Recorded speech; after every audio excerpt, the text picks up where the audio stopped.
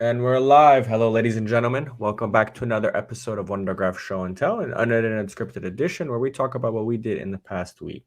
This week, we have a short episode, but three exciting features we want to share with you guys. And one will actually be presented by yours truly. So bear with me because I have it on my monitor, and it might be a little bit tricky to filter between being the moderator and sharing, but I'll get it done. So today, what we'll be presenting is the audit logs by yours truly. Second, the open previews. So we've been working on this, and Yoko is going to give us a small update. And then the third is the Prisma database view support by Nithin. So let's get right into it. Let me share my screen. Let me give that a second to render. Okay, cool. So you guys should be able to see my screen. Right now, I'm just in the WunderGraph demo. And now, if you head over into your settings, you should see the audit log.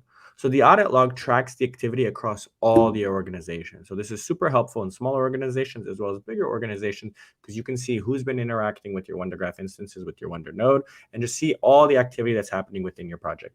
This is just within the demo project, but you can see that when the project's been deleted or an organization member has been invite has been canceled, an integration's been created or deleted, a domain's been added. It tracks all activity with very nice timestamps as well as with date stamps. So this is a super exciting feature. This was implemented by Dustin, and I'm presenting it today.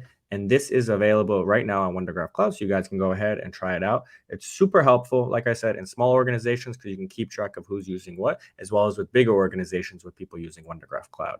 So that's our audit logs. And like I said, this episode will be rapid fire. So the second thing we're going to be presenting is a small update on our open previews. So Ilko, the coding Dutchman, The coding Dutchman. take it away. Yeah, unfortunately, we didn't manage to finish the complete demo, but I will show you the progress we have so far. So, for who doesn't know this project yet, it allows open preview comments allows you to add comment functionality on any URL. So you could include the script into your preview environments or staging environments or dev, or maybe even on your documentation. And then people can leave comments on your page, and the comments are actually stored in GitHub. So right now we store them in GitHub discussions. So for every page we create a discussion, and the entire history is stored. And yeah, that means you don't need to run a database, you don't need to run infrastructure to get it all up and running, which is pretty cool, I think. And yeah, let's show you quickly how far we are. So we have login with GitHub. We have the commenting functionality working in the backend, and right now we are working on connecting it to the front end. So you can select text, then a comment block appears, and you can submit a comment, which is not working yet. I'm working on this right now. You can also just leave a single comment somewhere on the screen. And yeah, that's kind of where we are at the moment. Amazing. And Ilko, when we release this, how much is this going to cost for our users? It's open source, so it's free, and you can host it yourself on WunderGraph Cloud. Exactly. So this will be 100% free, open source, host it yourself, preview comments coming. Awesome, Ilko. Thank you so much. And now we have Nithin with the Prisma database view support. Nithin, feel free to share your screen. All right, give it a second to render. You might have to zoom in a bit.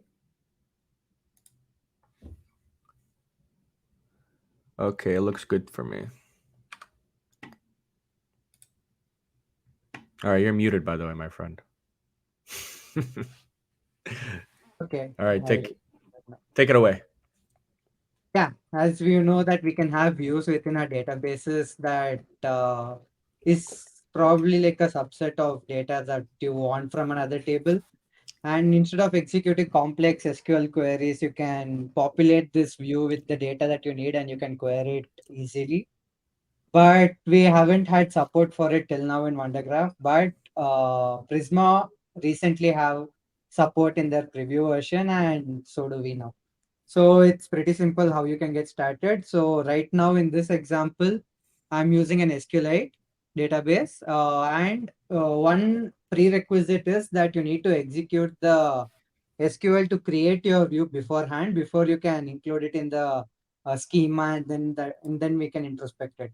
So as usual, I've already done this already, so I'll just show you what I did. So I just create a view called usernames, which selects the ID and the name from the user table. And the user table has ID, email, name, and post, which I don't want all the data. I just want the names of all the users. So yeah, so I create a view, and once you execute the statement against your database, all you need to do is add this block of code over here within your Prisma schema. And once you do that, since we already introspect the schema, will automatically generate the queries and the models based off of the view. So let me just and let me show you the operation that I have. If you go to operations and if you go to usernames, as you can see, so this is user post, that's my database. And I can query the view and I can get the IDs and names of all the users. So let me just run the server. Once this is up,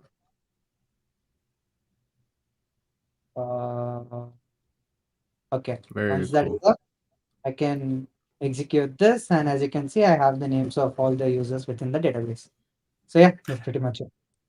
I like the name. So the name Jens, everyone knows who Jens is. But if you guys don't know who Yannick is Jens' son. So very Yeah. funny to see that in the code. But awesome, great job, Nithing. So like I said, very short episode today, but 3 updates. Coming tomorrow is the release of the Universal ORM video. So take a look at that. Second, we have booked 2 really amazing guests for the WunderGraph AMA. We have one guy who has scaled the company to $3 billion and he's taken a sabbatical and he's exited. So details coming for that. And then the second one, you guys have probably seen him, but we went on the episode Learn with Jason. So Jason Langford will be coming on our AMA, where we'll be asking him questions about how he got into full-time content creation, what was the switch, how it was like working at Netlify, and just a whole bunch of questions. So look out for those dates coming soon. And the last one is we have a enterprise-focused AMA where we are talking about how to scale to millions with the former CTO of lottery.com. So look out for that. That will probably be late July or mid-July. Dates will be coming soon, but I'll post them all in the YouTube video. So thank you guys again so much for joining us. Have a great day. Bye, guys.